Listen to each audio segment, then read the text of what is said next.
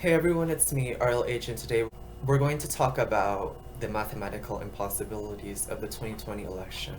This was the craziest election of our lifetimes, and it is really overwhelming. I believe that the election isn't over, and I hope that we'll find evidence of fraud and that Trump will be vindicated.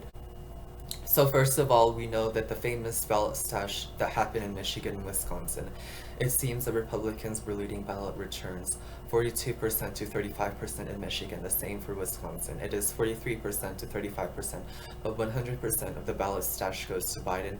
In Milwaukee, it also showed that some wards have as high as 200% voter turnout. In Wisconsin, voter turnout in the 2020 election shot up to 89%. Throughout the country, voter turnout for the 2020 election was 68%, which hasn't happened before, even in 1932 during the Great Depression, or 2008 under the Great Recession under Obama. Another example of this was when there was a huge increase of 9-year-olds registered to vote in Pennsylvania, when about 1,000 people were registered in 2020 in the predominantly Democratic counties and other category, up from the historic average of 200 people per year.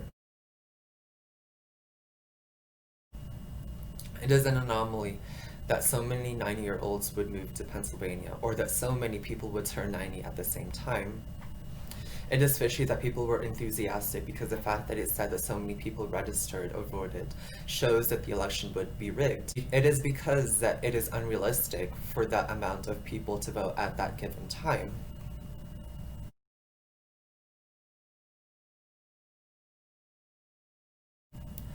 Another reason as to why the numbers seem so fishy is that there was a huge difference between Joe Biden and the Democratic Senate candidate in a swing state. I did a lot of math here and proved that the numbers were anomalous. For example, in Michigan, Trump received 2,637,173 votes, while the GOP Senate candidate received 2,630,042 votes. The difference here is 7,131. For Joe Biden, he received 2,787,544 votes, while the Democratic Senate candidate had received 2,718,451 votes in Michigan. That is a staggering 69,093 votes that Joe Biden received, more than the Senate candidate. I'm going to show you another example. So in Georgia, President Trump gained 2,432,799 votes, while the GOP Senate candidate tallied 2,433,617 votes. The difference here is 818 votes. Joe Biden, in contrast, gained 2,414,651 votes, while his Democratic Senate candidate tallied 2,318,850 votes in Georgia. This is a difference of 95,801 votes. I'll show you a chart in which there was an exponential increase of voters in Fulton County, Georgia by 97,000. We can also look at the 2008 election in Michigan, in which Barack received a total of 2,867,680 votes, while the Democratic Senate candidate received 3,033,550 votes. The difference here is 165,870 votes. John McCain received 2,044,450 votes to the Senate candidate, 1,639,165 votes. The difference here is 405,285 votes. In Michigan, when looking at the differences for the 2008 election, if we divide them together, the quotient of the differences is 2.44 for the Republican over the Democrat. For 2020, the quotient of the differences is the staggering 9.69 in Michigan, which in fact seems anomalous. Also, I calculated the percentages of the presidential and Senate races for 2008 and 2020.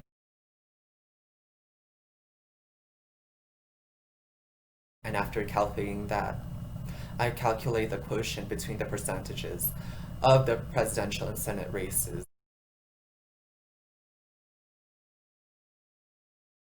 The 2008 quotient was 1.68 and the 2020 quotient was 1.78. So to conclude, the quotients between the percentages were almost the same, while the quotients between the differences were more exponential, which makes it a clear irregularity. I would also like to talk about the trends in the cities. For example, in New York City, Chicago, and Miami, Biden was down 201,408 votes, 260,835 votes, and 6,945 votes, respectively. It is weird because at the same time he was up in Atlanta, Milwaukee, and Pittsburgh, 76,518 votes, 67,630 votes, and 29,150 votes, respectively. It is weird that it is happening.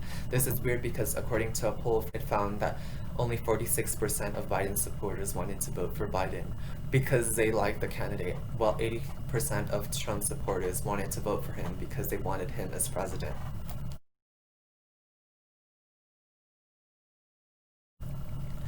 I will tell you more anomalies from the state of Pennsylvania. So in 10 counties in Pennsylvania, there was an unusually high voter turnout.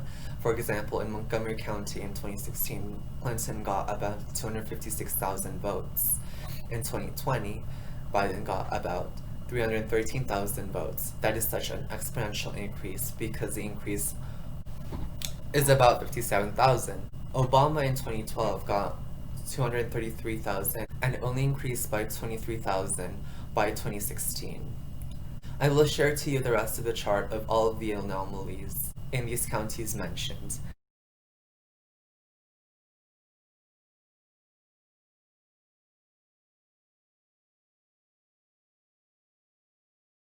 This means that we can conclude that the election was rigged. Maybe it was those 9-year-olds voting. I'm going to talk to you about cases of a rigged election. For example, in an autobiography of Miguel de la Madrid, he confessed that the 1988 Mexican presidential election was rigged in favor of Carlos Salinas de Gortari. It was revealed that the ballot returns showing the PRI losing had froze only after freezing showing that the PRI had won.